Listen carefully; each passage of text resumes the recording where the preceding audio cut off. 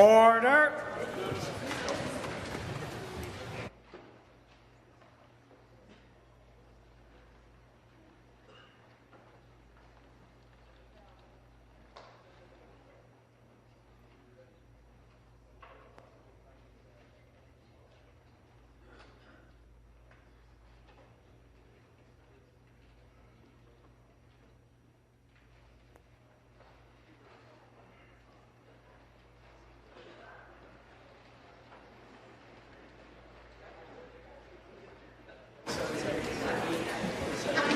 Orders of the day. I recognize the Government House Leader. Thank you, Mr. Speaker. Government Notice of Motion number 11. Government Notice of Motion number 11. Mr. Bethlenfalvy. I recognize the Minister of Finance.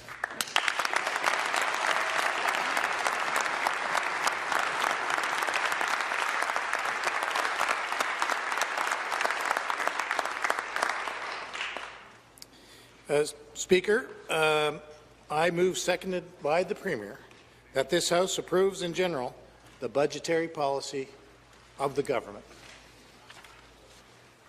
Minister of Finance has moved, seconded by the Premier, that this House approves in general the budgetary policy of the government. I will now ask the pages to deliver the budgets to the members.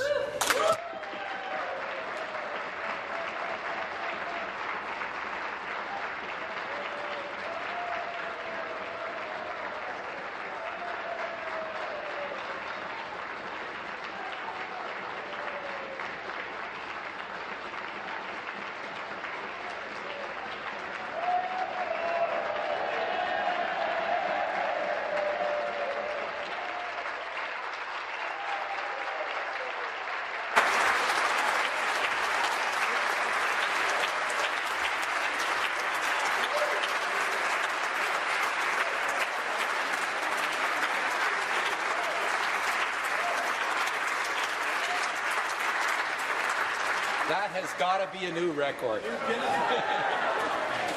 Well done. Have all members received their copy of the budget?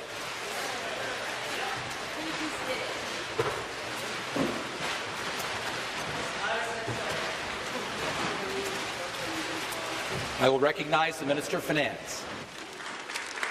Thank you.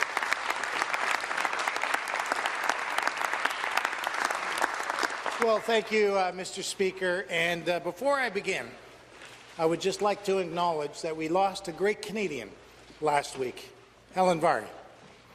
Helen Vary and her late beloved husband, George, came to this country with nothing but the shirt on their backs, and they helped build Canada. They were great visionaries, and they were great philanthropists. And you know, Mr. Speaker, they had a saying. They came to Canada with nothing, and Canada gave them everything. So I'd like to acknowledge the great legacy that Helen and George bestowed on us, and condolences to the family of Helen Vary. Thank you very much.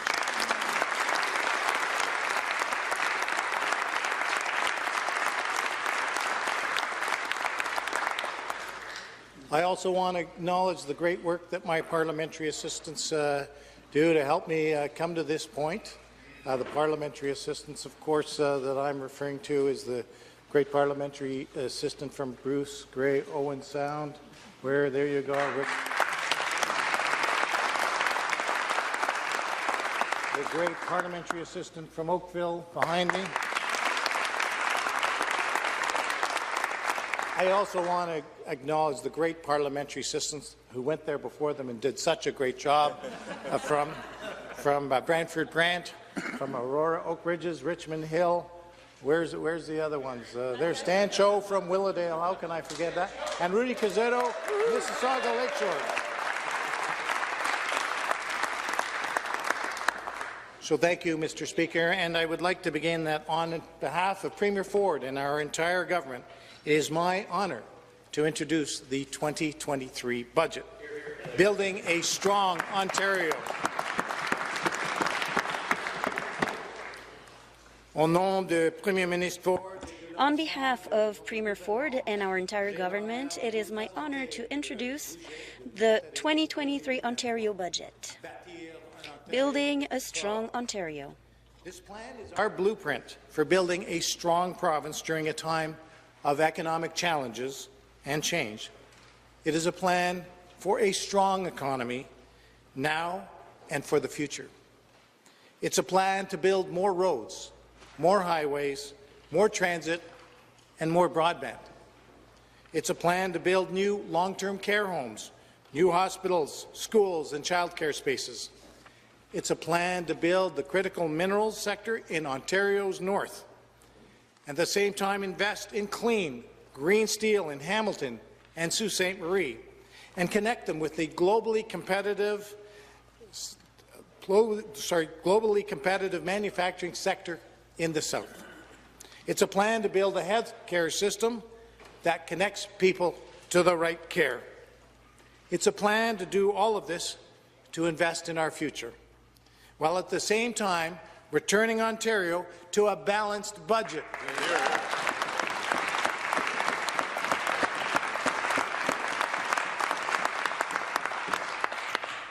This plan is our government's blueprint and Ontario's path, rooted in strong fundamentals, a long-term vision, and real action to not only face the current turbulence we see in the global economy, but emerge from it stronger than ever. Mr. Speaker, today I want to start with the numbers. Thanks to robust revenue growth, prudence, disciplined planning, and clear priorities, I am pleased to report that in 2022 fiscal year, the deficit is projected to shrink to just $2.2 billion.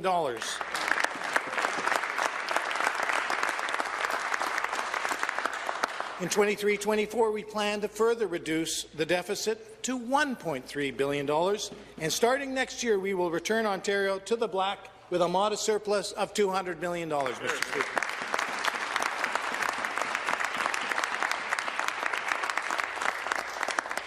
Mr. Speaker, this is more than just a strong fiscal record.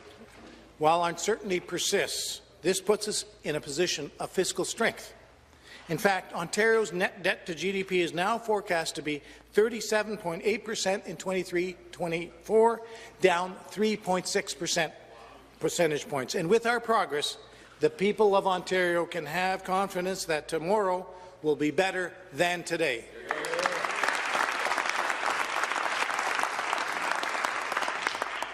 And to be clear, a return to balanced budgets would not have happened under a Liberal or NDP government. And in this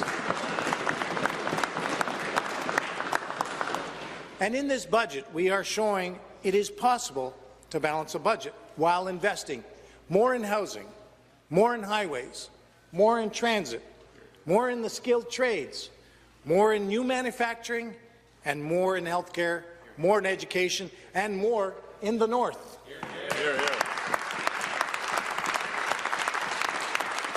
Mr. Speaker, that is what we promised the people of Ontario that we would do in the last election. We promised we would get it done, and we are delivering on that promise today here in front of all of you. Now, Mr. Speaker, a lot has changed since we were first elected, and particularly since our we first introduced a budget of 2022 just last year. The world is, to be frank, a more unsettled and uncertain place. Ontario is part of a global economy and is not immune to the impact of global forces, including geopolitical tension provoked by Russian aggression in and against Ukraine, the reopening of China's economy, the energy transition, and policies such as the United States Inflation Reduction Act. More and more global trading partners have begun looking inwards. Supply chains have become disruptive and strained. The post-pandemic environment has been defined by elevated inflation and put the squeeze on the wallets of families and businesses. Mr. Speaker, people are finding it harder and harder to afford housing, to afford groceries, and to afford other household goods. And as I've said many times, Ontario is not an island. And while we remain resilient, the seas around us are stormy. Our budget must reflect, with continued prudence and planning assumptions, that leave room for future surprises or shocks. Alors que l'Ontario demeure While Ontario is still resilient, the storm is still raging around us, and our budget must take it into account while planning in order to make sure that we have the flexibility to face surprises or shocks that could happen. Now, Mr. Speaker, there are plenty of reasons to be optimistic. I want the people of Ontario to know that despite the turbulence of the past year, we are doing better than most, and we have a flexible plan to address these ongoing economic challenges because, Mr. Speaker, serious times call for a serious budget. Mr. Speaker, this is a serious budget. And while much has changed since our last budget, economic circumstances have confirmed our plan and is the right one. In fact, our plan is showing early results. Ontario's population is growing, jobs are being created, and we are attracting manufacturing investments. Ontario's population is now over 15 million people, Mr. Speaker. We have over 275,000 more people a year moving into Ontario. And, Mr. Speaker, this is good news, because with this growth, we are seeing stronger communities across Ontario. Mr. Speaker, I am as confident about Ontario's future as I ever have been. But while I see a brighter future in front of us, success is neither automatic or guaranteed. We'll have to work for it by taking a responsible and flexible approach. And that's why we have a plan to build a strong, more resilient and more competitive economy right here at home.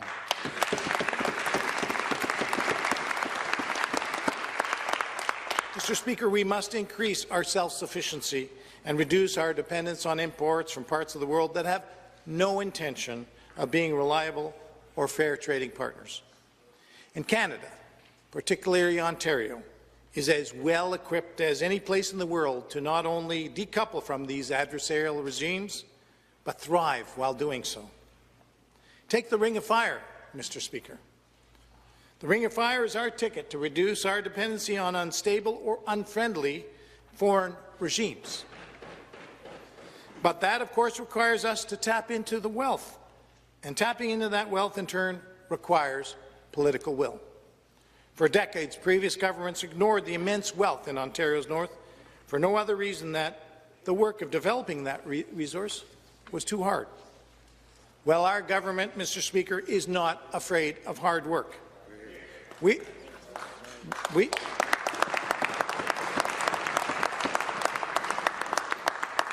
are working hand in hand with the First Nations in Northern Ontario to build the true partnership that will ensure both Indigenous and non-Indigenous peoples can benefit from these untapped riches. You know, just a few short weeks ago, our government approved the First Nations-led plan for the Northern Road Link. This is a major milestone to finally build all-seasons roads. This is an important step forward to unlocking the full economic potential of the Ring of Fire. And of course, building the road to the Ring of Fire is not by itself the solution. We have to get the minerals out of the ground. You've got to build the mines. Our government is once again taking this challenge head-on. We have committed $1 billion to unlock critical minerals in Ontario's north, and we continue to call on the federal government to match our commitment.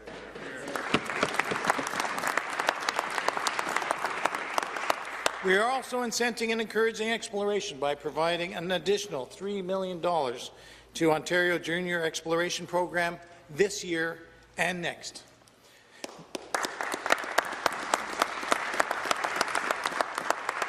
Of course, getting the minerals out of the ground is not the final step. We need to connect them to a world-class manufacturing sector. Now, you wouldn't know it, perhaps, but I would think we all do now, that Ontario happens to have just what it takes to create a world-class manufacturing sector. Nous devons les relier à notre secteur. We have to link them to our manufacturing sector, which is world-class, and Ontario has this world-class manufacturing sector. In a little thought experiment. Imagine if you headed out back and jumped into a car parked in the legislative parking lot, and perhaps Mr. Speaker, it's an electric vehicle, because we'd be going on a little road trip. We'd start by jumping on the Don Valley Parkway, heading to the 401 eastbound, which we have a plan to start widening at Brock Road in Pickering.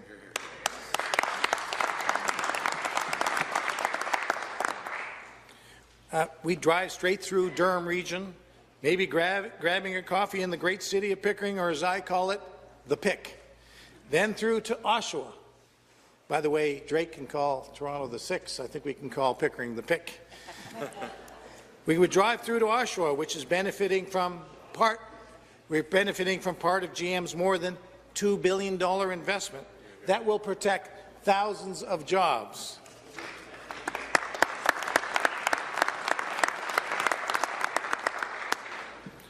We might then double back a bit and turn north on the toll-free, did I say that? The toll-free 412, and a hop on to Highway 7. Maybe take a detour to Richmond Hill, where Tesla is manufacturing the equipment to help make the batteries of the future. And maybe ultimately end up in Alliston, where Honda is making a $1.4 billion investment to make hybrid vehicles.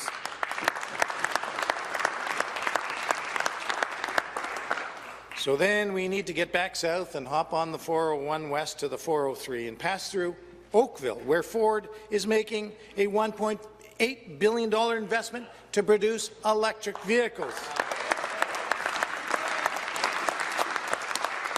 Well, let's keep going. Let's continue down the 403 to Hamilton, where ArcelorMittal Dofasco is making a $1.8 billion investment in producing clean, green steel.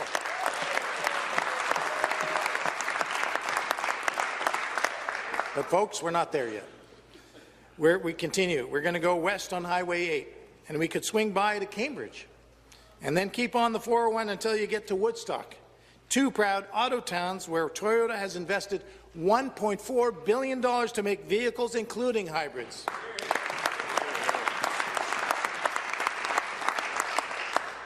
And hear me out, Mr. Speaker, we could keep going further west on the 401 until we get to Ingersoll, where GM has built Canada's full-scale EV manufacturing plant.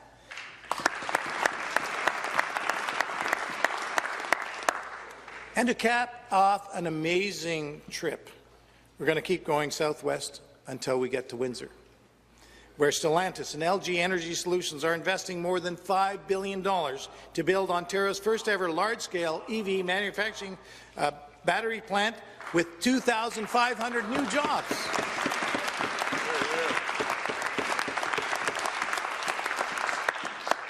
And, oh, by the way, Mr. Speaker, on our way back to Queen's Park, we'll take a brief detour, if that's all right, to St. Thomas, the future home of Volkswagen's first-ever overseas battery cell plant.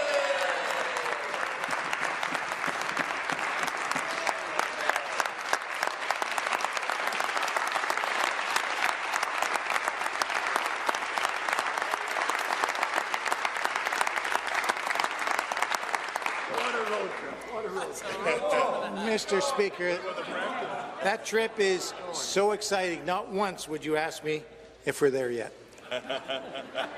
It would be a beautiful road, Mr. Speaker, a scenic one, and most importantly, this is a road trip that would take us through some of the communities that are benefiting from the over $16 billion in investments by global auto manufacturers and suppliers of EV batteries and battery materials.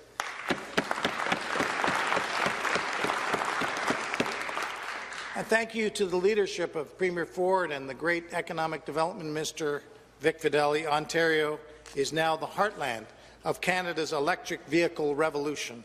It's difficult to overstate the incredible significance of that statement. After all, in 10 years, people buying a new car will choose between an electric vehicle and an electric vehicle. And when they do, we're making sure they choose an Ontario-made electric vehicle.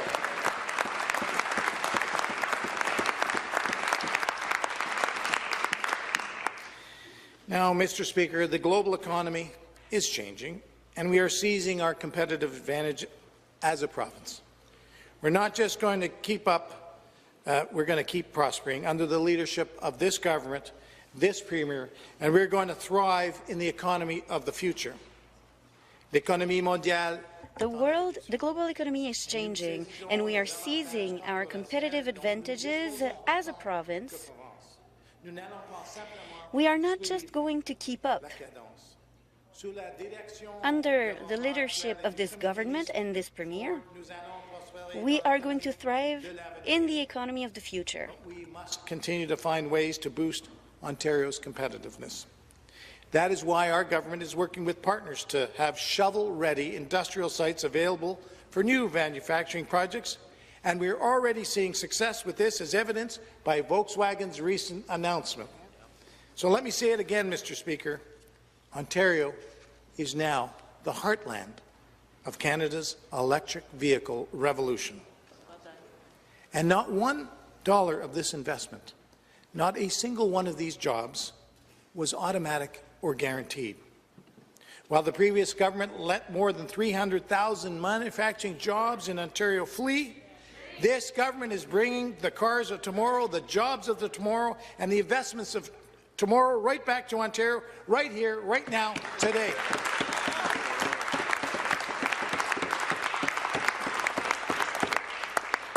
It took a lot of rebuilding, but Ontario manufacturing is back, Mr. Speaker, and it's time to keep that momentum up.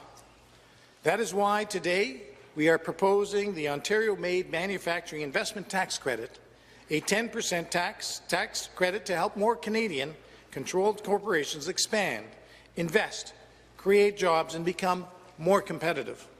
Our message is this: if you are prepared to bet big on Ontario, then Ontario is prepared to bet big on you.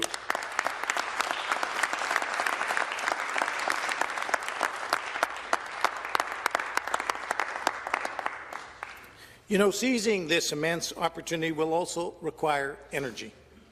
We are proud to support the continued safe operation of the Pickering Nuclear Generating Station and the refurbishments of the Darlington and Bruce Power nuclear generating stations. In fact, we've already started construction on the small modular reactor at Darlington, and we are leading in record battery procurements, with the largest battery storage project in Canada being built right here in Ontario in partnership with the Six Nations of Grand River Development Corporation, Northland Power, NR Store, and the Aecon Group. And this government will continue supporting the development of small modular reactors, which will be essential to future supply. Now, we know companies are refusing to invest in jurisdictions that don't help them achieve their environmental, social, and governance goals. And once again, Ontario is poised to thrive.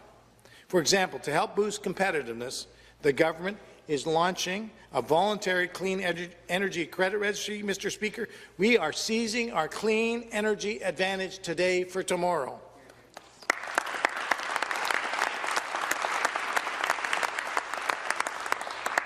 Now, Mr. Speaker, if I can take you back to our little thought experiment, our manufacturing road trip.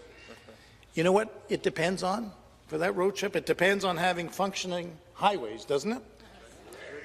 And our plan is the right plan for transit and highways, Mr. Speaker. The Liberals and NDP never spared much thought to highways or the people stuck on them. And in the last election, it seems that the voters' appeal region across the GTA noticed. Well, we don't take drivers for granted. We told them we would build more highways, and we are. Highway 413, we said we would do it. We're building it.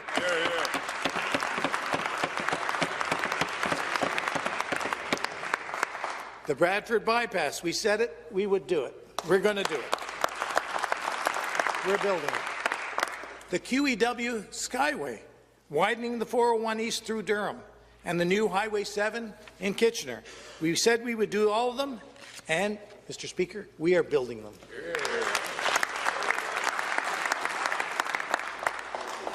Mr. Speaker, we are also continuing to make large new investments in transit, including increasing GO Transit service to Niagara from Union Station and bringing back the Northlander from Timmins to Toronto.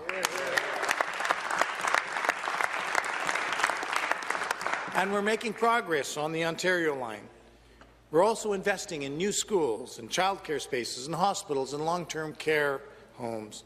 Our plan is to build new hospitals and expand the existing ones. It is a plan that is supporting a full continuum of care at Runnymede Healthcare Centre for first responders experiencing post-traumatic stress injury and other mental health challenges.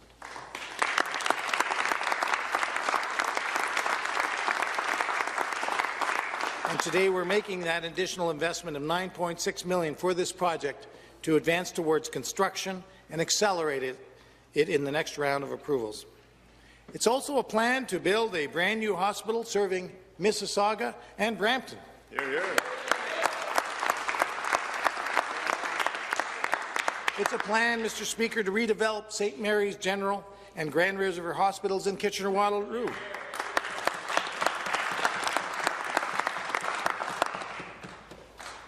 It's also a plan to build a new hospital in Uxbridge and a new one in Windsor. It's a plan to build new schools in communities including in Pickering, in Ottawa, and Atikokan. It's a plan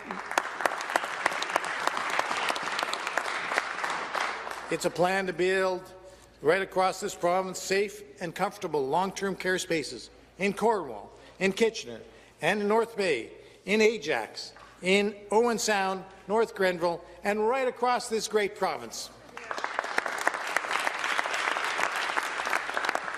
We said we're going to build them. We're building them. Mr. Speaker, you might even say we're getting it done.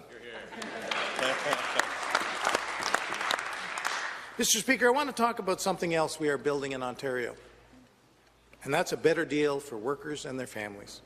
Because everything we are building and everything we plan to build depends on the Ontario worker.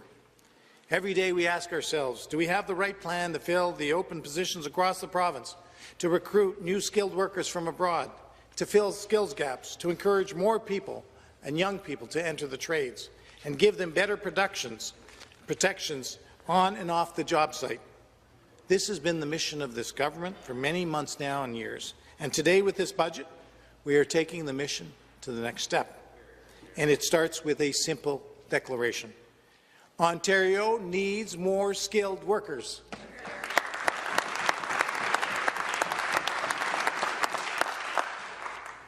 You know, the greatest single obstacle we face to reaching our full potential is a shortage of workers in the sectors that need them, in construction, in the skilled trades, in healthcare.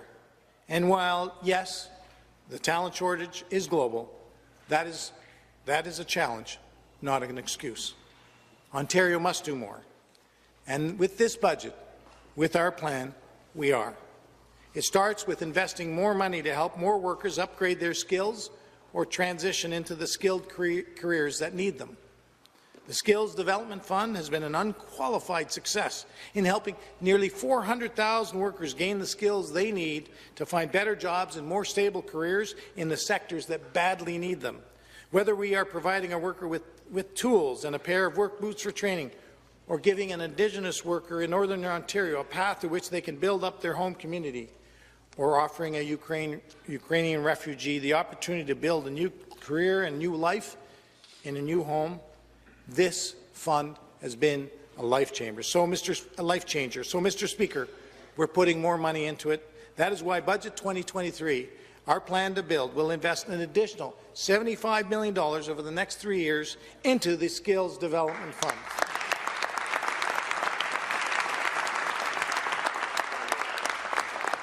Mr. Speaker, in order to give more workers more opportunities, we also have to give them more new and modern places where they can learn and train.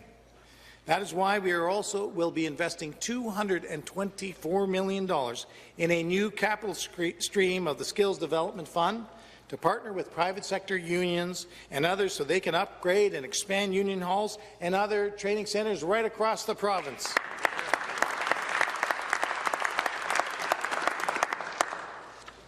Mr. Speaker, this will prepare more workers for careers and with secure, well-paying jobs that our economy needs so badly.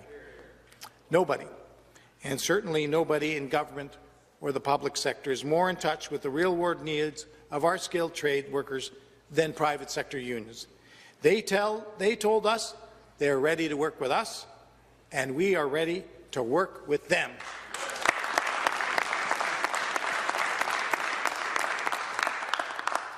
Mr. Speaker, we are also making it easier for more high school students to pursue careers in the trades and other sectors that need them. This includes healthcare, where I know our doctors and nurses and other healthcare workers are already sacrificing so much to keep people healthy and safe. And that is why we're going to expedite the training of more healthcare workers by expanding access to dual credit opportunities to provide more students with a head start in their journey to becoming nurses, personal support workers, paramedics, or medical laboratory technicians. It is long overdue that our education system, from our schools to our colleges to universities and apprenticeship programs, prioritize creating job-ready graduates in the sectors that need them. That, Mr. Speaker, is what our government is doing.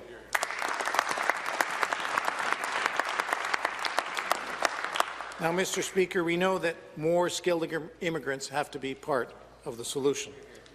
And, Mr. Speaker, as the child of Hungarian immigrants, of refugees, in fact, I know firsthand how Canada and Ontario have transformed the lives of so many people in their hour of need.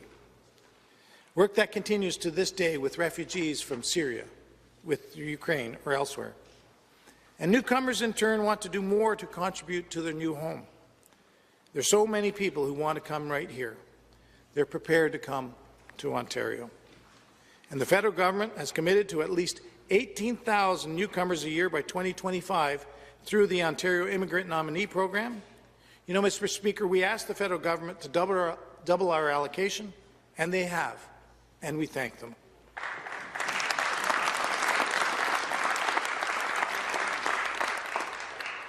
But, Mr. Speaker, we're going to do our part.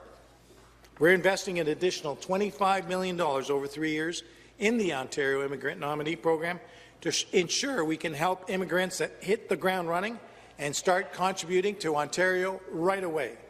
My message to anyone considering Ontario for your home: you are welcome here. We welcome you to our great province.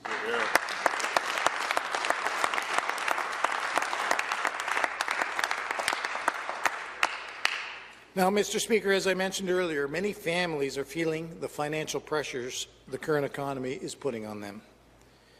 And while our government does not control the global forces driving inflation, there are things that do lie in our control, which is why we acted early on to keep costs down. We eliminated license plate renewal fees, as well as license plate stickers, and refunded 2 years of fees for eligible vehicles. We cut the provincial gas tax and the fuel tax until the end of the year.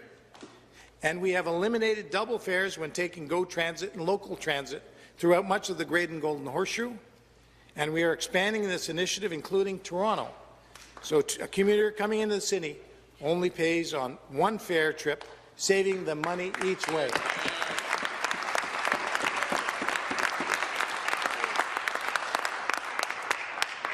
Mr. Speaker, we focused on those who are most vulnerable, offering a hand up to our neighbours who need our support the most.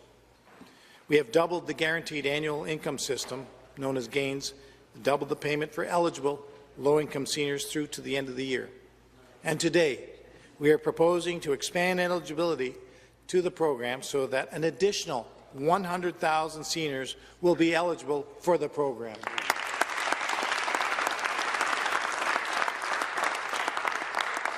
We are also proposing to index the GAINS benefit to inflation so that when costs rise, so would our support, something no previous government has ever done in Ontario.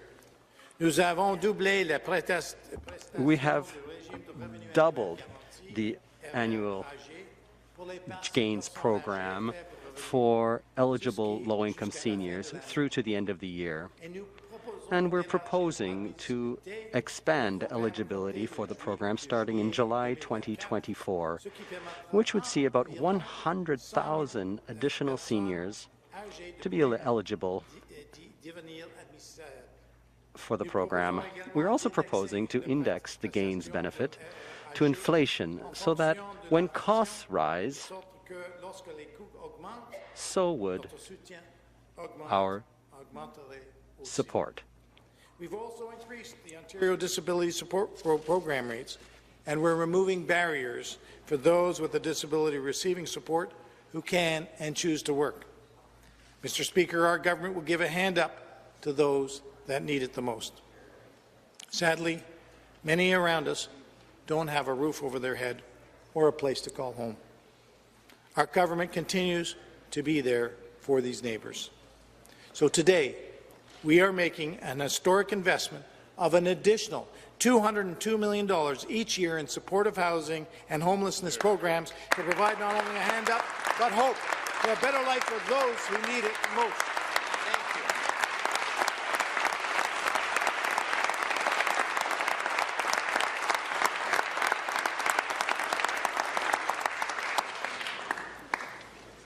Mr. Speaker, in order to tackle the ongoing housing affordability crisis, governments at all levels need to work together to get more shovels in the ground. We're taking bold action under the leader of the Minister of Municipal Affairs and Housing and the Premier and all of us on that side and this side to take bold action to build 1.5 million homes. But, Mr. Speaker, we cannot do it alone. The Government of Ontario is calling on the federal government to defer the harmonized sales tax on all new large-scale purpose-built rental housing projects. This is part of our government's plan to spur the construction of more rental housing units while helping to create jobs, drive economic development and support growth.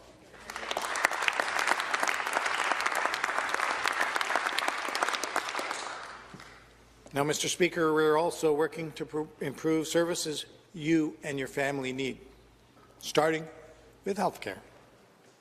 We are investing every single dollar we receive from the federal government through the recent health care funding, down payment, a whole lot more into better health care services. While we receive $4.4 billion in additional funding over the next 3 years from the federal government under the recent agreement negotiated by the Premier, we are investing a total of $15.3 billion more into health over that same period.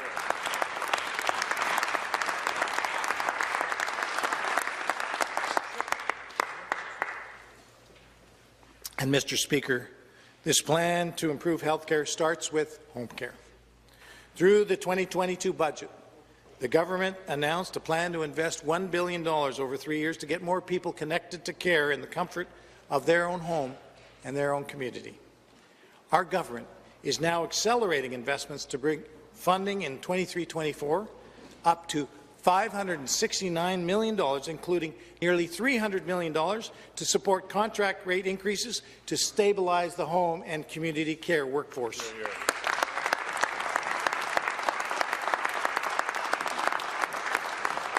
This funding will also expand home care services and improve the quality of care, making it easier and faster for people to connect to care. Mr. Speaker, we also recognize the incredible toll the pandemic has had on people's mental health across the province. That is why we are investing over $500 million in additional $425 million over 3 years in mental health and addiction support, including a 5% increase in the base funding of community-based mental health and addiction services provided funding by the Ministry of Health.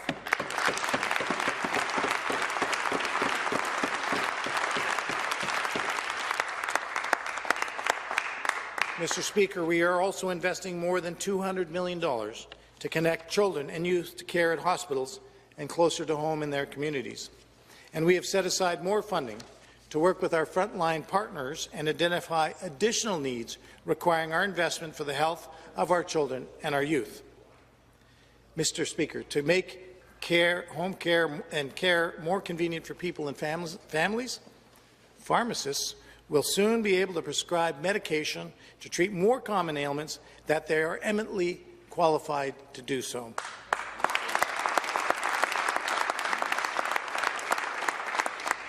And we are investing in community surgical and diagnostic centres to speed up care while ensuring patients always pay with their OHIP card, never their credit card.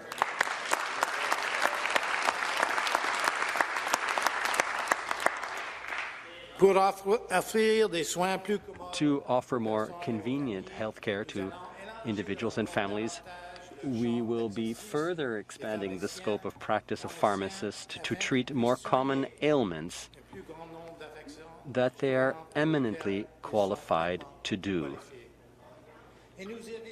And we are investing in independent health facilities to speed up care while ensuring patients will always pay with their OHIP card, not their credit card. Our plan also includes hiring and training thousands of more healthcare workers, including doctors.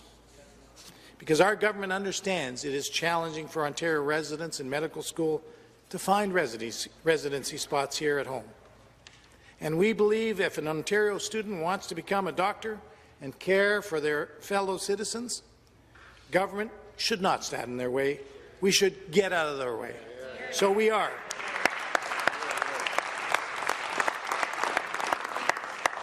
Mr. Speaker, we will also add 100 seats for medical undergraduates and continue to prioritize Ontario students for these spots. Mr. Speaker, throughout the pandemic, our government invested billions to protect people, communities and businesses. We went to extraordinary lengths to support our province. Unprecedented times called for unprecedented investments in our pandemic response. Now, as we look ahead, because of the miracle of vaccines, we're able to move forward.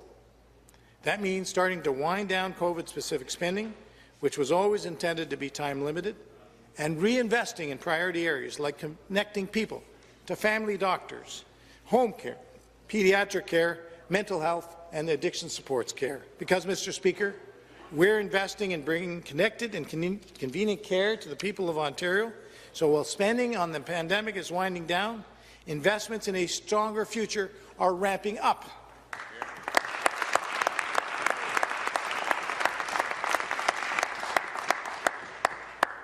Mr. Speaker, our government will be also investing more to protect our most vulnerable.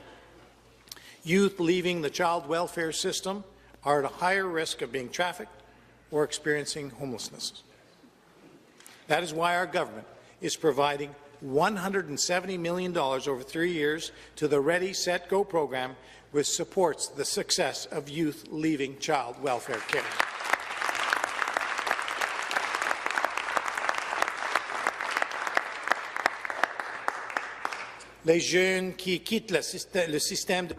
Young people leaving the child welfare system are at higher risk of being trafficked or experiencing homelessness. That is why our government is providing $170 million over 3 years to the Ready, Set, Go program, which supports the success of youth leaving the child welfare system. We're also expanding program eligibility, which currently ends at 21 years old, to include those up to 23 years old.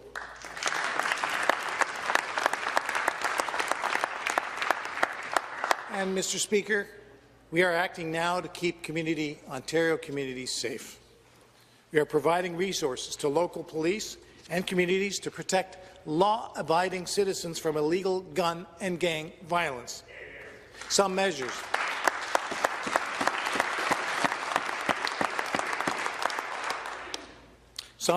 such as bail reform must be taken on by the federal government.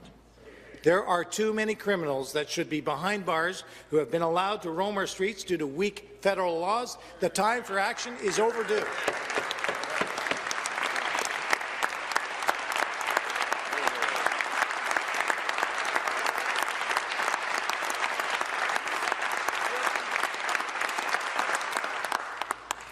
These workers will,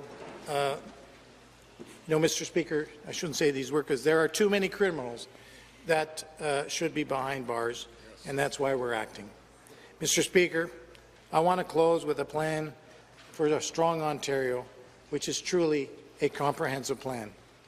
For everything we do, is connected. We are tapping into the resources of Ontario's north to supply the critical minerals that can be used in modern electric vehicle batteries that can be produced right here in Ontario. This new modern manufacturing in turn depends on a stable supply of skilled workers supported by private sector unions who will ensure they have the training and other supports they need. These workers will revitalize local communities, that in turn help us build modern highways, transit, hospitals, schools, broadband, and other infrastructures that Ontario families need. This strong economy is what allows us to invest in healthcare, housing, safer streets, while staying on course for a balanced budget. That is the Ontario I want to see. I believe that is what all Ontarians want to see. Cette économie forte est ce que nous permet. This strong economy will enable us to invest in healthcare, to invest in housing, and to invest in safer streets, all the while staying on course for a balanced budget. That's the Ontario I want to see. With these global economic challenges, the road ahead remains uncertain. And so our job is not done. We must continue with our flexible, prudent approach so we can be ready to take on challenges that come our way while still delivering on our plan. We can do it. We can build it. And we can build it, Mr. Speaker, right here in Ontario. We have the right plan. We have the right Premier. We have the right team. Mr. Speaker, this is our plan to build Ontario that will continue to have a resilient economy, and Ontario that has the best infrastructure in place in the world, an Ontario that has skilled workers trained for the jobs of tomorrow, an Ontario that connects you to the care you need, an Ontario that has a bright future for you, for your family, and generations to come, an Ontario, Mr. Speaker, that is strong. Now let's get this budget passed. Let's get it done. Thank you.